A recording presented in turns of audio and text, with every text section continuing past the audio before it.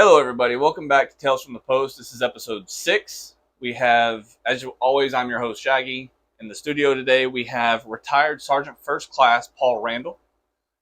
He's going to tell us his tale today, so let's sit back and enjoy. Hello. Thanks for coming in.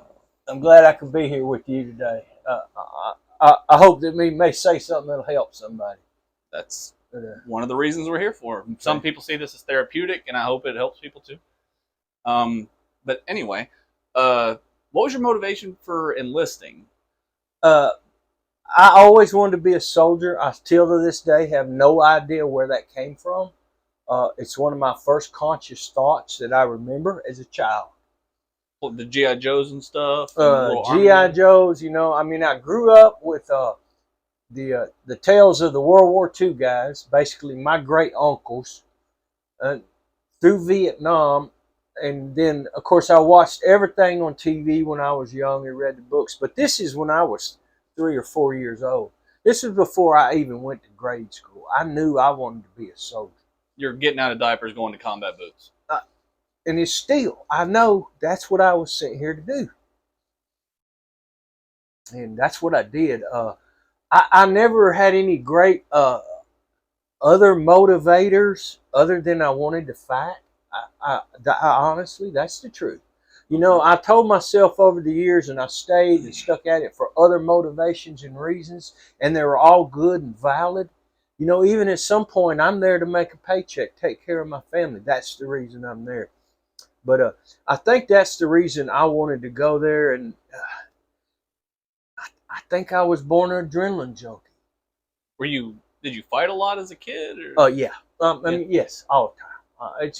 It was just one of those things. And that's what I wanted to be, a soldier, and I did that.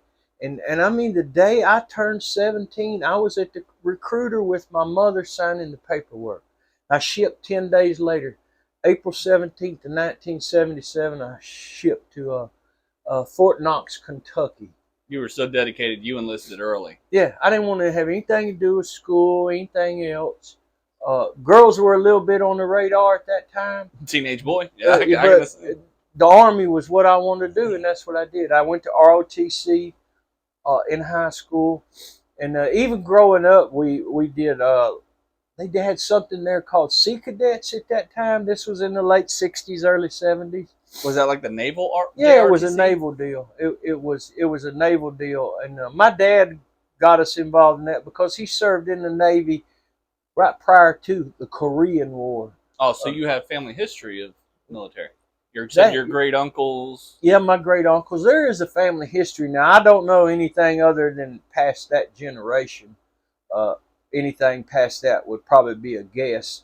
I'm sure from migration patterns and my ancestry that they fought in the Civil War, and they were Scottish, so they at least fought there.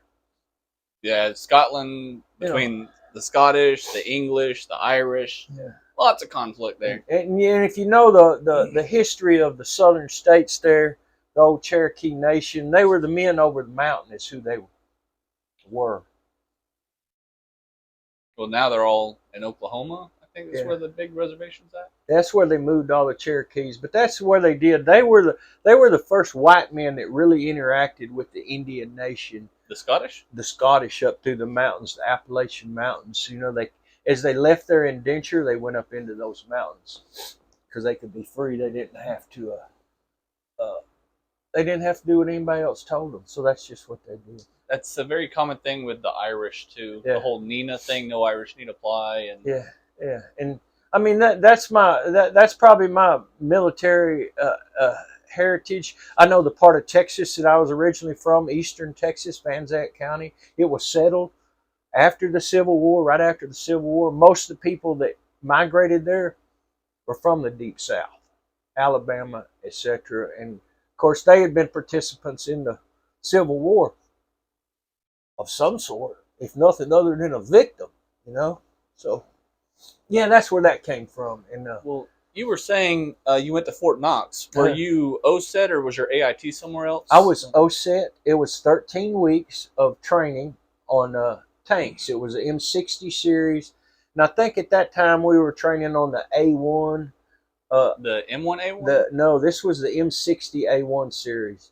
This Okay. was the Abrams was actually an X model at that time. It was experimental and they were fielding it. They actually had pictures of the Abrams there doing tank trials. Uh, and eventually I transitioned into the A3 series, which is the last generation of the M60 tank. All right, I'm going to put pictures in the video up here. Okay. Or my editor will. So you're tanker.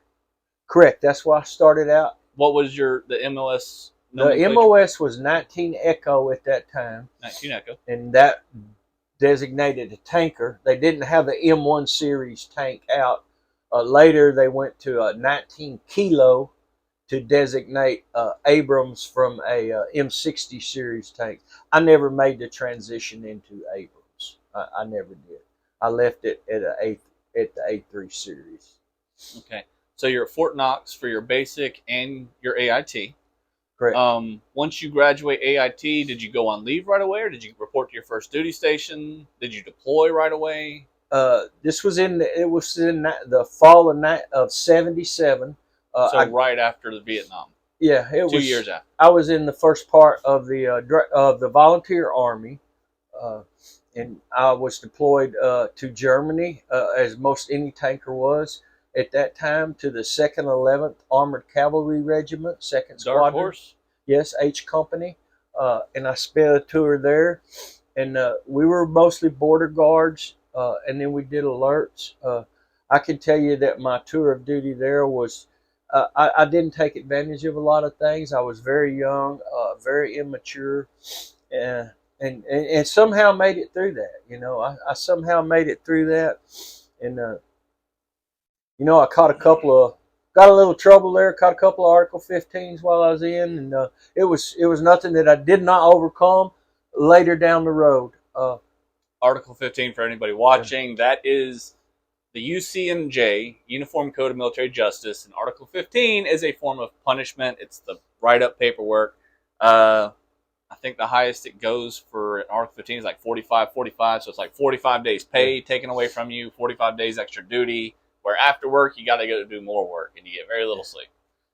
But anyway. It can be very uncomfortable. It can be, and that's the whole idea of it, to make you uncomfortable so you don't repeat that behavior. Well, what did they give you? Like, what was your punishment for that? Oh, I had a company grade, and then ended up getting a field grade. Oh, wow. At one point. But you know what? My field grade time, the time I served my 45 days under the field grade, Article 15, I worked for the sergeant major. That's one of the best times I ever had in the Army. He gave me about 2 or 3 hours of work to do, and he said, you go do your work, and then you go get lost. And okay. And basically, I cleaned up the headquarters office, and I went and got lost until 10 o'clock at night. But I tell you what, my platoon sergeant at that point was Sergeant First Class Wellborn. Great guy. That guy, I don't know how he put up with me, but he was just a great guy. Shout out to him. So you had great leadership. I had great leadership a lot of times. Sometimes I didn't. But, yeah, for the most part, yeah, I did. Is that just the enlisted side, or was your officers good too? Both. Both? I had good experiences. I think mostly because of the later part of my career, most of the people that I worked with were officers. And actually, when I retired, the cell I worked in, I was the only enlisted person in the cell. Yeah. So this is after Fort Knox. You get to your first duty station, and it's in Germany. Uh-huh. The Folded Gap. The Folded Gap. My third episode, Larry Roberts, or Staff Sergeant, retired Larry Roberts, was also in Folded Gap, also with Dark Horse, and he talks about the Dragon's Teeth and stuff that was there, and then he was there for the fall of the Berlin Wall. Were you there around that same? Were you there for the fall, or did you leave? No, I was not there for the fall of the wall at all. I mean, when I was there, the Cold War was still hot and heavy. Basically, we sat there and stared at each other with our tanks ready to go. It was like, I guess, being a prison guard. Later in my Army career, I worked security at a chemical weapons facility, and it was very similar to that. I mean, you stayed locked and loaded, ready to go. Uh, you would have somebody that would be in a ready shack to respond instantly. Then you would have other people. But basically, that's what the 11th Armored Cav did. We were proud of ourselves as being the tripwire. We had to live for 24 hours if the Russians attacked. So what was it like to being able to literally see your enemy but not act, and you're pretty much waiting for someone to pull the trigger first? Because it's like any day now, y'all could be fighting each other. You know, from that time period, I don't remember any big mental images, How you anything. felt? I mean, what I was at the where I was at in the world at that time, I was worried about staying warm. I was worried about getting chow. I wasn't worried about anything like that. I was just a young dumb kid, and how I got through that, I don't know, but I did. You know, I wasn't even concerned with things like that. You know, I guess I had images of what war would be like in my head if it ever happened. You know, I'd been to enough training scenarios then to say, well, at least the sky's going to be lit up at night. And that was really all I knew. Okay. But for a little clarity, my military career spanned the Army active, Guard, and Reserve from 1977 until 2010, with a couple of breaks in service. I got a bad year or two, but I served all that time under 6 presidents. At some capacity, I served under 6 presidents from Carter to Obama. There we go. All right. So you enjoyed Germany, or the little bit that you partook in. You said you didn't get out much. I got to go ahead and start that. I think, yeah, I didn't. You know, I was a barracks rat. We drank way too much. That's what we did. When in We Germany. drank and hung out at the EM Club. We didn't do much of anything. We get on the trains and ride around. I didn't do what I should have done while I was there. Well, they have breweries older than the U.S. is. One of my favorite German beers is Warsteiner.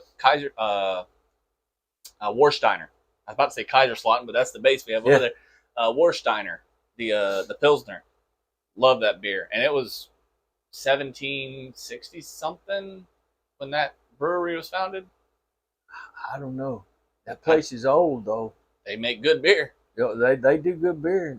They do alcohol. They definitely do alcohol. And of course, you know, military culture. It's accepted to do that, and that's just what I did. And you know, I did what I could do there in changing the world, keeping it free. You know, for democracy, which was not much. And then I came back home, and I went to a little school, did odd jobs, construction work, did a little bit of everything. Had no focus in life for a while. I even worked as a doorman at a bar for some time. So this is your whole military career, with the exception of training, was spent in Germany for your active duty. What did you do after you came back from Germany? Did you I just went in. Yes, I ETS'd in after my first enlistment, and I actually stayed out from then until about 85. Okay, and this when is what I went you back did in the Guard. Yeah, and this is what I did between my first active deployment and re-enlisting in the Guard, the 49th Armored Division.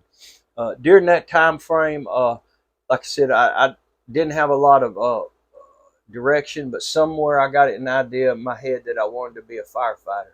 My brother worked for the Dallas Fire Department, and I followed him very shortly thereafter into the fire department in 1983. Is your younger brother or older brother? My older brother. He was just older than me. I was the only one in my family that served. I followed him into the fire department. He went about 81. I went about 83 into the fire department. Very shortly thereafter, I re-enlisted in the Guard, the 49th Armored Division. I went into the 1st of the 112th Armor B Company in Dallas. And spent 6 years there on the M60 tank, M60A3. And at that time, we were still involved. The Cold War was still on at that time. The boogeyman was still Russia. That's what we did. We trained for Reforger, which was basically return of forces to Germany. That was our task, was to respond to Germany as follow-up troops to the regular army, etc. That was what the 49th Armored Division did. So in that time frame, you said you worked for the fire department. Mm-hmm. Did you get married, have kids. Like, what happened in your personal life? Like, from the transition from being a full-time soldier going back to civilian, it's kind of a shock to us whenever we get out, because usually we're told when to eat, when to sleep, uh, everything. Then you go back to civilian life, and it's like the chains are off. You're a free man again. And I had trouble with that right there due to that concept. The chains were off. You know, I grew up in a sort of strict Catholic home, went to Catholic school, and went into the Army, and I did not do well in undisciplined environments. I just don't, and still to this day, I don't do well in it. But, you know, that was, and between that gap of active service and reenlisted in the Guard there in the mid 80s, for the first couple of years, I just floundered around. I didn't do anything productive. I did get hooked up with my first wife at that point.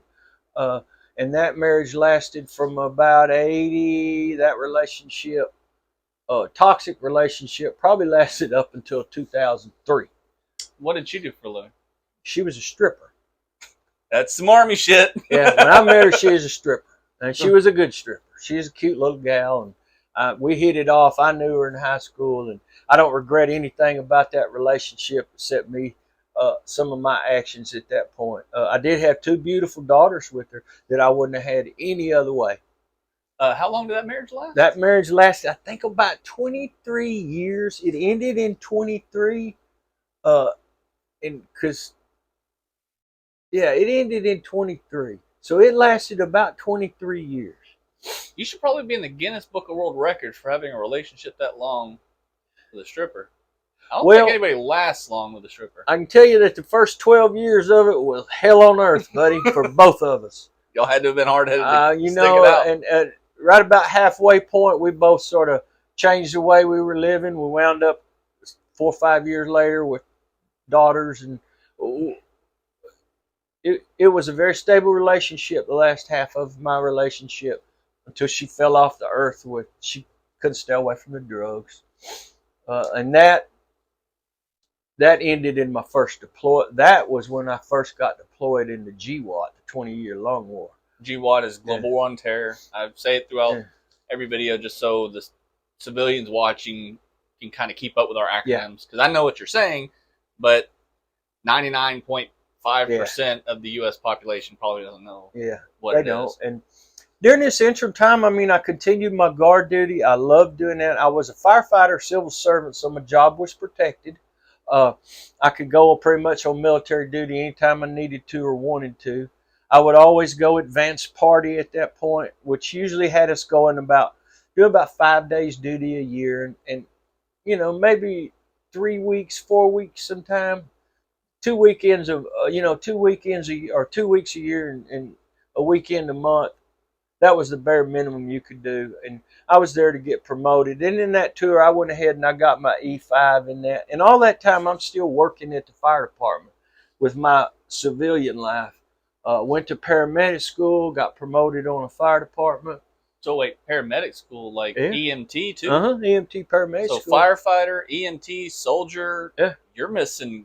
I mean, you got a trifecta. You're missing policemen, and you get the. Well, I had my cousin actually made that. He's the one in the old guard. He actually ended up, when he retired from the fire department, went to work for the sheriff's department. That guy's probably got a good story. But anyway, I did that and stayed in the guard, and I think, and I say that you can really tell the difference over this time frame in the Army. How much has changed is unbelievable. But that's society in general, how much has changed. Well, technology plays a huge part in it too, because I talked to these Vietnam guys, and they went from having these almost dry erase marker, like these wax pens. I remember the wax writing their coordinates and stuff, their markers on their windshield, where now we've got navigation. We have touchscreen computers and stuff that's all like metal, durable things. And we don't use a lot of the older stuff. Our radios have been modernized. All our communications essentially has been modernized. Radars, the way they've improved stuff. Even our scopes, like going from iron sights back in like World War II to ACOGs and thermals and night vision. Just the technology comes so fast, and we were trying to keep up with technology, and the U.S. Army just did it better than other nations. We did it well, and I got to experience a lot of that technology. I went from basically they were shooting flares up at nighttime to see to thermal, and then NVGs, night vision goggles, monoculars on my own helmet. Uh, the world changed, and it got a lot deadlier for the bad man at nighttime. We owned the night, we still own it. And I think about 90, I got a break-in service for a couple years. I don't remember what it was. I started a business for a while, and that's just the way the Guard was. A lot of guys did that. I got out for a couple of years and built fences, if I'm not mistaken, and then got back into the Guard, and I never let it go after that. You were National Guard every time, or was it reserves? I transitioned into the reserve at the end of my career. The mid-career was the Guard, and I went back to do my re-enlistment because I said, hey, man, I'm going to finish my 20 years in there because I want a piece of the retirement. And I missed the Army. I missed shooting guns. I missed everything. I went to do my re-enlistment, and I was going to go back in because they had just came to the Abrams had just come to that unit, and I wanted to transition and learn the Abrams. Well, I went and did my hearing test, and they go, you can't be in tanks anymore. You can't hear good enough. But you can go into infantry and be in Bradleys, which Bradley is basically a light tank. There's not a lot of noise difference in the two. I know we're stoking some flames here because there's going to be people that's Bradley's not a tank. It might as well be. It's a Gulf War. It actually, I think the Bradley took out more tanks than tanks did. Correct. But let's stoke the flames a little bit more since we're already on this. You were in all three: active, National Guard, and reserve. Correct. Which one's your favorite? The reserve. Oh, I ended up in the heart. It gave me a whole lot. It gave me a lot more opportunities than the other way that I never would have had. But as far as camaraderie and the men that I loved working with, the Guard unit, that was it. That was it. So, felt like we were bouncing around there. We went from active duty, a little bit of the middle, then went straight to the end. Like, you had how many deployments? I had 3 different deployments in GWAT. So just in GWAT alone. Correct. So your Germany tour. That was an active tour in Germany. Okay. So what were they call it? Oh, y'all call them that deployment now. We didn't call that deployment. When you got shipped to Germany, we didn't call that a deployment. Well, for us, it was a permanent change of station, or PCS. Yeah, that's what. Okay. They do that, but I didn't know how they treated it because of the Cold War or whatnot. If it was like a 1-year tour or whatnot. Oh no, it was a PCS. Germany was a PCS. That wasn't a deployment. I think a lot of times now when they send you there, they can class it as a deployment. I wouldn't know. Yeah. I spent all my time either at Lewis, Bliss, or Kuwait, Iraq. So what was your 3 GWAT deployments? My 3 GWATs in 2002 August we were deployed for Noble Eagle, which was the second rotation of Homeland Security. And we pulled security at a chemical weapons facility in Umatilla, Oregon. And it deployed to the States. Deployed to the States. Mini Guard units. Was it considered a combat tour? No, that wasn't. Okay. No, that wasn't a CZE. No, if they didn't let you get away with tax, it wasn't combat tour. But no, we paid taxes there. But it was in Umatilla in the high desert out of Fort Lewis, and there was also Yakima there. Some of us call it Yakistan. If you've been there, you know about Yakistan. A desert in Washington, the Evergreen State, but there's a desert. Yeah, it's a lot more desert than there is evergreen there. That was just boring, necessary grunt work. That's all that was to it. At that time, the lady that I was married to, she had a meltdown due to her drug abuse, quite honest. This was a stripper? Yeah, this was a stripper. And police got involved in it. And anyway, I had to come home and take care of the kids. So all of a sudden, I'm back home and I've got complete custody of my daughters, and I'm like looking there, hey man, I'm raising these daughters by myself, which wasn't a problem for me. How old were they at this time? They were probably 7 and maybe 2. Oh, so they weren't even aware their mother was a Oh stripper. no, they didn't have it. No, they had no inclination of that. They had no clue about that. And anyway, that situation sort of blew up, so I had to come home and get refratted, which is released from active duty. You get a DD 214 and you're done with active duty, but you go right back into the reserve or guard. I came back home. After I was released, I went back to the fire department.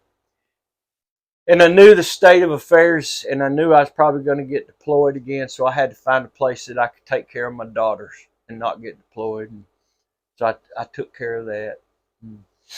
I went to, at that point, I transferred to the reserve component. This was in 2005. Before your second deployment? Correct. Before my second deployment. And they got me in 2005. And then they got me again active in Afghanistan was 2006, 2007. So what was the 2005 deployment? The 2005 deployment was to Qatar, in Doha, Qatar. It's an Air Force base, right? There is a big Air Force base there. There's a small Army base there. It's 3rd Army headquarters. Oh. It is what it is. And at first, I can't remember the name of it, but basically it was there with the Patriot missiles. They controlled the Patriot missiles. All the ADA stuff? Yeah, in the first Gulf War. And we just sort of stayed there in Qatar. We hadn't left. And at that point, it was basically a logistics hub in Qatar. Is what it was. Something the U.S. is very good at. Oh, yeah. Logistics. Yeah, they can't anybody beat us at that. But we had a logistics hub there. And I don't know. I lost track of what we were talking about. So, well, this is your second deployment. Qatar. Yeah, that was my second deployment. And I was tasked with being the Force Protection NCOIC, which is the sergeant in charge, at Escon Village in Saudi Arabia. En route, they told me I was going to be in charge of MWR, which is the Morale, Welfare, and Recreation Section. It's kind of like a youth center in combat zones, like just a place to blow off steam. If you happen to be around one, there's some bases that don't because it's constantly hot, being bombarded and stuff. But for the most part, the military does try to keep morale high, so they'll have these MWRs that have like a pool table or a ping pong table or board games, just stuff like that. You were going to be in charge of that? Yes, I was going to be in charge of that. And they do a lot. If you've ever seen who is that USO. If you've ever seen a USO place at an airport or a big traveling hub, that's pretty much what it does, basically. And I reported for duty there to Command Sergeant Major Gunther at RCENT headquarters. That's the first thing I did as an NCO was report to him. And I will give a shout out to Sergeant Major Gunther. He's one of the few men I've ever met in my life that physically intimidated me the minute I saw him.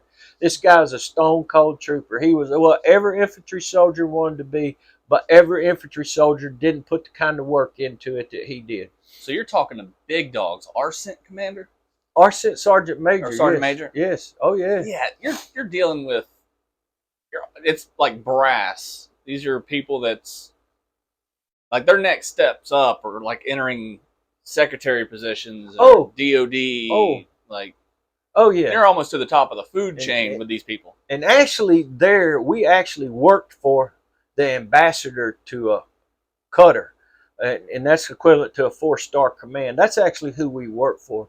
But Sergeant Major Gunther, I reported to him, and he looked at me and asked me a couple questions, and then he goes, "You're not going to be the MWR NCO." He said, "I'm going to make or break your career right here. You're going to be the NCOIC, which is a sergeant in charge of the 3rd Army RCENT there in Qatar."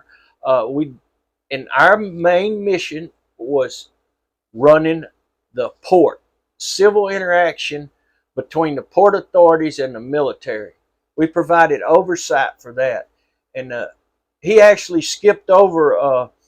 That was an E9. That was a sergeant, command sergeant major slot, and he skipped over somebody that was there at the time and put me in the job. And the man was right. He was make or break my career, and he made my career right there. So what rank were you at this time? I was an E7. So you're a sergeant first class, an E7, and they're putting you in an E9 position. It's an E9 position. Yes. Wow. This was at the start of the surge. I think he wanted to break you. He may well have. I don't know his motivation for it, but that's not what happened. I mean, it was a nice notch under your belt for any other position you wanted. I wrote my ticket the rest of the time that I was there. That wrote my ticket for me. You know, I don't know. I don't know his motivation for it.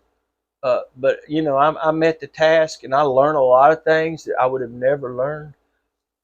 I got to see the 10th Mountain Division, all their helicopters come out and go on to what we call the Ro-Ros, which are Army ships that move helicopters and tanks. They look like the amphibious ones for the beach landings. Yeah, they look like what you would think of LST. I don't know the names that they call them, but some of them actually would dock sideways and there would a ramp come down. Yeah. And they would go in and out. And we would bring tanks and stuff in there. And one of the highlights of that, and that was one of those kind of tours there that I had a 2-bedroom apartment to myself. I had a swimming pool. There were 3 or 4 types of passes that we had. I had all of them, which included an alcohol pass. I could buy and drink alcohol. I did not. I did not drink alcohol, and I never used it, except when I'd meet somebody that would come down from Afghanistan or Kuwait. Afghanistan or Iraq. I would take them to a hotel. Sometimes I'd buy them, a drink or something. And that was one thing that I enjoyed doing. Still, even there, those guys and gals, we would take them out because they were there for 4 days. And, I'm there. I'm taking showers every night. I've got starched clothes. I'm clean. I get anything that I want. So even though you're not with the MWR, you're still doing your best to help raise morale for the people coming out of combat zones. Even though it's just a little bit at a time, you're still doing your best. Yes, I did that because I knew what they were going through, and I felt guilty about it, to be quite honest with you. The men that worked for me in the S3 shop, I would make them 1 day a week go down with one of our trucks and take some of the soldiers into town. That wasn't an option. I said, you get your civilian clothes on, you go get somebody, and that's what you do. You were a badass NCO. Like your troops must have fucking loved you. Or hated me, whichever the case was being. I didn't care. If they hated you, then they hadn't experienced toxic leadership. I don't know. I earned the respect of the people that work for me. I ain't gonna say they like me, but I earned the respect. So that was your second deployment. What did you do between your second and third, or do you just want to go straight to your third deployment? I got married between my second and between my first and second. After the blow up with my first wife, the stripper, I married another lady, and I married was she her. A stripper? No, she actually worked in the law, and so the opposite side. Yeah. I got married to her. She helped me raise my daughters.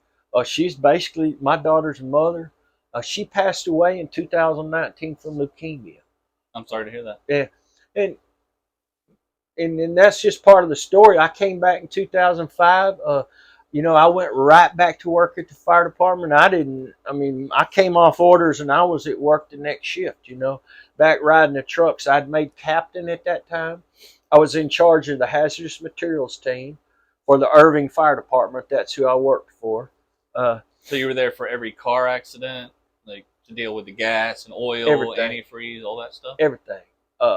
Everything. We didn't deal much with that. Now, a lot of what I did where I was stationed at was we responded to highways for motor vehicle accidents.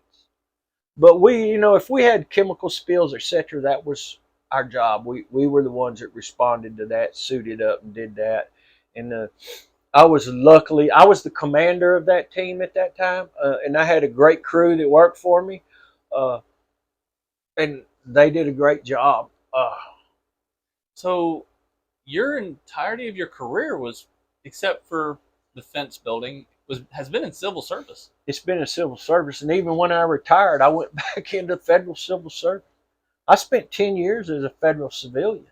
Well, speaking of civil service, your third deployment was as civil affairs, correct? Civil affairs. I got hooked up with the civil affairs psychological operations community. That's the patch that I wear. I earned it, so I wear it. Uh, I had read about it and knew a little bit about it. It's a fascinating branch of the military. 98% of the people that have that MOS are reservists. It's the most deployed section in the U.S. Army. Uh, it was not unusual to have 4 and 5 deployments out of those guys. Looks like a special forces unit. It is as part of Special Operations Command.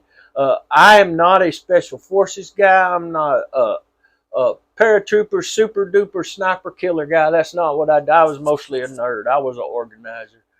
I got a little bang bang time, but that's not what I did. But I worked with men like that in that field. When I retired, my cell was all officers. I was the only enlisted person in the cell. Everybody in there, they have Ranger tabs, Special Forces guys. In the civilian community, they were lawyers. They were nurse anesthesiologists. They were doctors. They were city managers. And civil affairs requires a lot of civilian experience and formal education from the civilian sector to help you execute your military mission.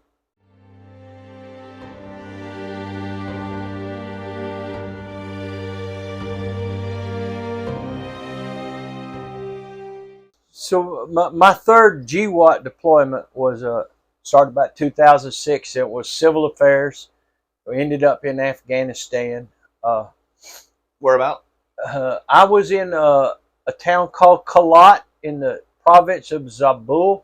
It was about 75 kilometers north of Kandahar. It was Taliban country. There's no doubt about it. We got hit numerous times with IEDs and ambushes. What I will say about that is it was combat, but I don't think that it's what you would call war, like what you see or we did. There was no, I never got in any sustained gunfights. There were no knockdown dragouts where I was at. It was mostly hit and run. Guerrilla tactics stuff? It was guerrilla tactics. They would not stand up against us. We were there. We had a bunch of stuff come across the Pakistani border in there.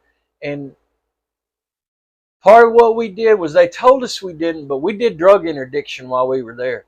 They had a poppy eradication program there that was run by the State Department, and it was spook stuff.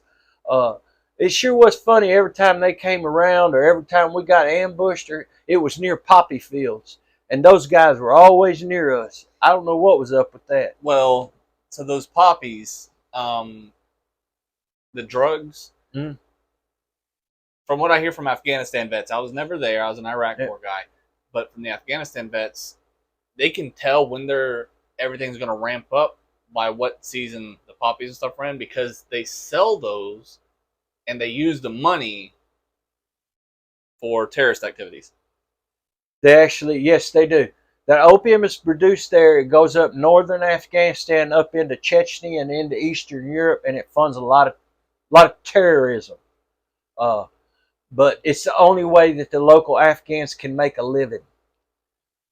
I'm not going to get about politics, but basically, we did not destroy their poppies. The guys that followed us, the spook guys, did that. What are spook guys? State Department, spies, CIA, whatever they are. I don't know who they are. I didn't talk to them. I didn't have anything to deal with them. I just saw them.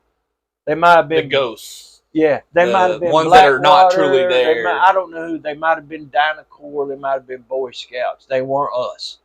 They weren't dressed like me, and they weren't me. It's all the Black Ops. Most of the area that I worked in, we did provincial reconstruction. It was run by the State Department, oversaw it, and there was a SF with Special Forces compound there. And I was thinking about it, and a lot of times they would follow us. They would ghost us when we would go on missions. And sometimes we would see them. A lot of times we would not see them. We saw them when they wanted somebody to see us. They would like ride a four-wheeler up on top of a hill and just sit there. And I think what they did was they sent signals to the Taliban that were watching us that they were with us. Because if you messed with us while those guys were there, you had a world of hurt coming.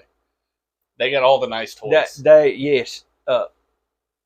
Yeah. But that's really mostly Afghanistan. It wasn't, you know. I will say one time that there was one guy that we caught a Taliban guy in the open. We popped up out of a wadi. We surprised him. He surprised us. Mutual surprise.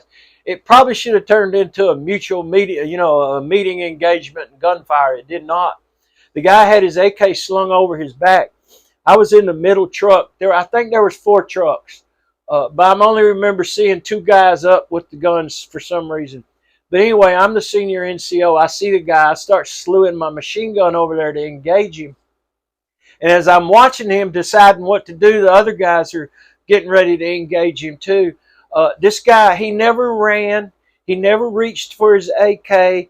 He didn't even look at me with any emotion on his face other than he cut his eyes to me. And I was watching him, and I decided at that point I was not going to engage him. I wasn't going to shoot him. Now, had he reached for his rifle, I would have shot him with no doubt. And I think if he ran, I think one of the other guys probably would have shot this guy. But I didn't engage him, and so my other 2 guys never did. And I'm just like, I still to this day, Diddy Bop, we all going to live another, we're going to live another day. The guy didn't need to die that day, so he didn't. So this is your Afghanistan. Yeah. You were in a turret there. Yeah, I was in the turret. I never. It was a Madus or we had the up armored Humvees, the last class of the up armored Humvees, like the 1151 or 1151s. I think they call them 1151s. Now we had like the 4th or 5th armor package. We got the last armor package. They were just starting to come out with M ramps. The EOD guys had N ramps at that point. Oh yeah, the M ramps, like the Cougar, the Buffalo. Yeah, they're all named after animals. I can't remember all of them. Yeah, but they had those. But we had the basic armored Humvees, and they were pretty good as long as you didn't get hit from the bottom with the mine. And that's where we took our casualties, was when we rolled over a mine. Oh, the Max Pro. That was another one. I don't remember that one. It was one I ended up getting certified on. I don't remember that one, but it's one that had it had an automatic hatch on the back. Everything was hydraulic, so the doors were hydraulic. Cool. Anyway, that's this one, man. They had a bunch of great stuff over there, but it was basically insurgent mine warfare. Now I will say those armored Humvees, most of the hits that I saw occurred to a wheel. That's most of where the hits occur. It would blow off a corner of the Humvee, and most of the time the guys got out of it. Even the EFPs that were deadly. Is the EFPs? We didn't deal with the EFPs when I was there. We didn't. I did not see that. And V beds, EFPs and V beds. Where I was at, we did not deal with that. And of course, it depended on where you were at, the time frame you were there, what the threat was. Afghanistan's more rocky. Iraq has a lot of flat area, so a V bed is a vehicle-borne improvised explosive device. Car bomb. Yeah, you can tell they're coming because the suspension is maxed out to the ground because it's got so many explosives in it, and they'll wire it to their bumper. It's like it's the car equivalent of the kamikaze bombers. That's a good, where they're going to die. They know it. They're doing it. They want to die, and they'll try to get us with their car and blow us up. EFPs is just like a shaped charge. It's usually a copper, tin, disc, any light metal. It's kind of concave. It looks like a car speaker. Yes. Yeah. Just a tubular car speaker, and with explosives behind it, and the explosives kind of forms it to a molten piece of metal, and it cuts right through our armor. Like a 2,000-degree jet. We did not deal with that. We did not deal with that threat while I was in Afghanistan.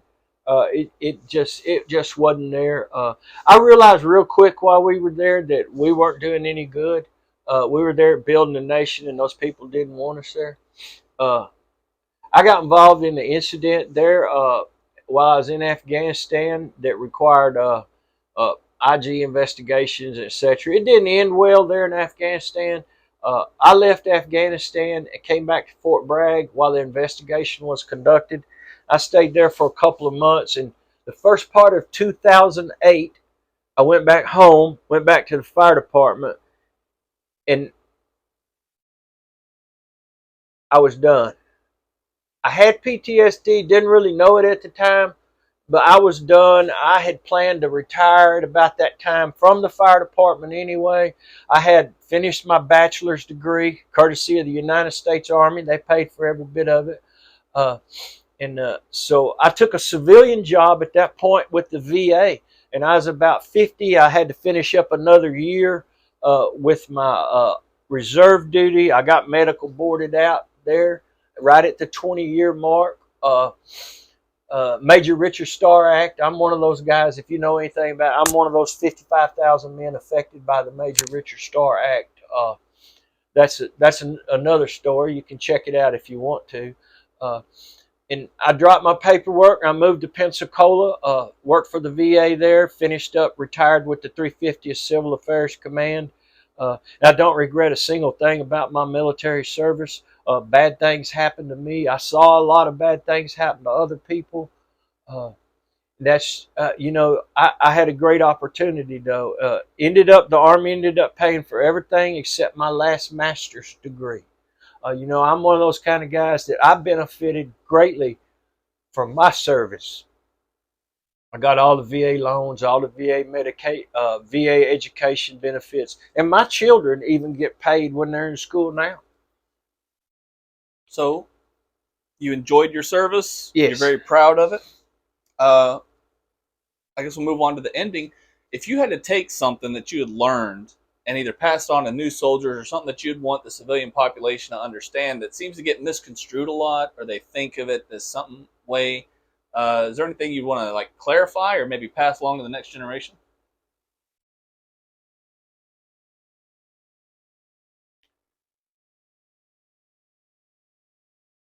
Any young soldier, the only thing that I could tell them was to be constantly challenging yourself. Don't get complacent. When you're complacent, it's time to leave.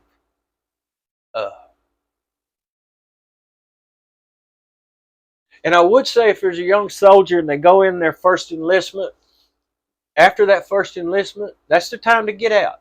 If you stay past your first enlistment, you need to go ahead and finish your time. You need to go ahead and stay for your 20 years. That was something that was told to me a lot. I would say that, you know what, look at the long term of that. Think about what you're going to do when you get out. Don't think about what you're going to do right now. As far as a civilian's relationship to the Army, I couldn't say about the other services, but their relationship with the military is probably best left in stories and books. They know somebody. That's good enough. Hey. All right. Well, thanks for coming to the studio. Thanks for tuning in for this thanks episode. For listening. I'm sorry. No, it's fine. You're the guest. Hey, thanks for listening. I'm always got an open ear. That's why I do this. I want to hear as many stories as possible. That's my little greedy desire, and then hopefully it's going to help cover veteran burials later on down the road. You know what? That's cool. And I hope everybody learns something from this too, and they get kind of like an in-depth look into what exactly each branch does based on my guest, and hopefully it's intriguing enough, and it kind of reminds them of their family telling their stories, something like that. Kind of bring them into the community. But thanks for tuning in to this episode. I'll see you next time.